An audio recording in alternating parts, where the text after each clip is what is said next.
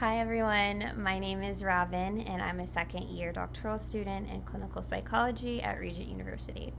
So, for today's topic, I'm going to be talking about identity. What is identity? What makes up identity? Who are you as a person? What does it mean to have an identity? So, to go through this, I'm going to be using Hayes' addressing model, and it essentially goes through the different facets that make up a person's identity.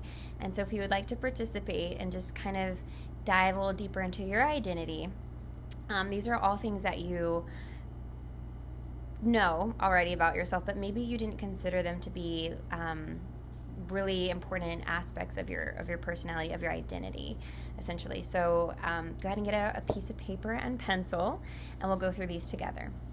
So hopping right in, we're going to start with the first one, which is age.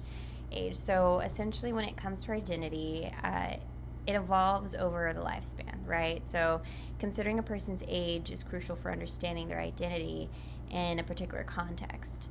And so, a person who may be, 70 years old has experienced life and just different events that a person who is 20, didn't experience, right? So just thinking about age as a facet of your identity. Next is going to be our disability and ability.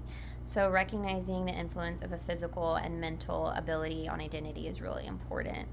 Are you well-abled bodied? Do you have, some kind of disability that's whether that's seen or unseen? There are people who suffer with disabilities that are unseen that, not many people may know about.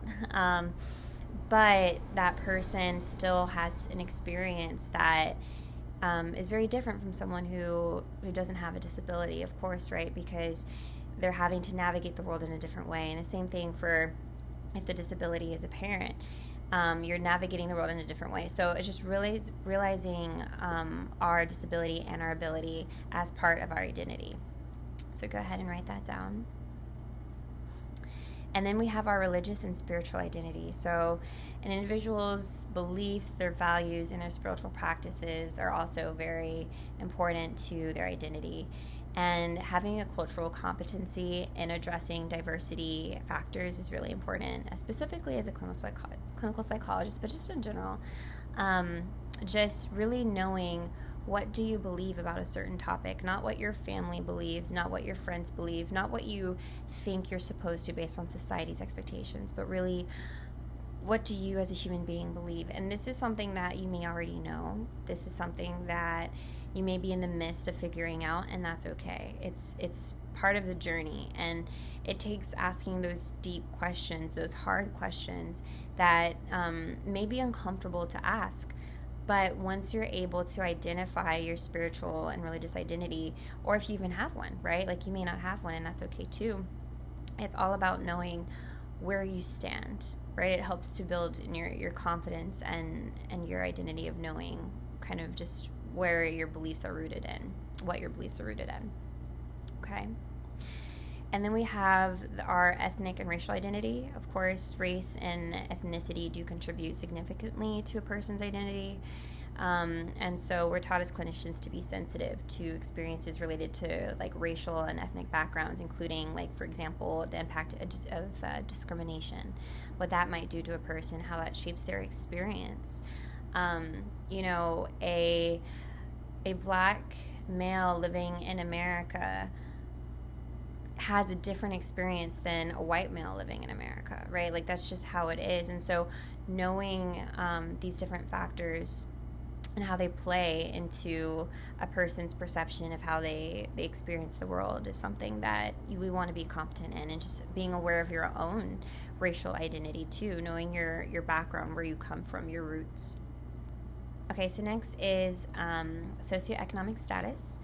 And we just want to keep in mind that economic factors influence our identity and includes one's access to resources. And so, just thinking about it, are you middle class, lower class, upper class? Just your background, it can be your background growing up versus where you're at now.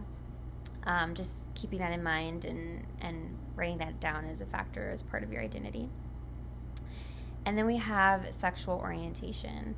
So understanding that the diversity of sexual orientation is important. It involves recognizing and respecting individuals across a spectrum of sexual identities. And so what is your sexual identity? What do you identify as?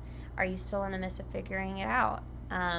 Taking time to really just make space for that and for others around you, because that is a huge part of what makes up identity. The next one is Indigenous group membership. And so for that one, that may or may not apply to you, but you can go ahead and write that down. And then we have national origin, or your cultural identity. So your cultural background and heritage, they play a crucial role. It includes aspects such as your language and customs. I'm a big believer in knowing your roots, knowing where you come from, your family heritage, the languages that were spoken. And, if you don't know, maybe get an ancestry test or ask your grandmother, your aunts and uncles, your mother. Just really learning more about where you come from, because it enables you to grow in your confidence of just, this is something that no one can take away from you, right? You were born into this. So that's another one. And then we have gender identity. So just recognizing and respecting an individual's gender identity. And it encompasses one's internal sense of their own gender, which may or may not be the same one that was assigned at birth. So what are your pronouns? She, hers, his, him, he, him, they, them. You know what I mean? Just knowing what your pronouns are is something else. So essentially, according to the addressing model by Hayes, these are the key facets of a person's identity. And so just kind of going through and asking yourself each one helps you gain a foundational knowledge of, okay, what makes up my identity and different facets of it. And that just branches out into other areas of your life. So just a little tidbit of information there. I hope this was helpful and that you've learned to really just think about different facets of your identity that you may not have thought about before. Thank you so much, and I hope you have a great rest of your day.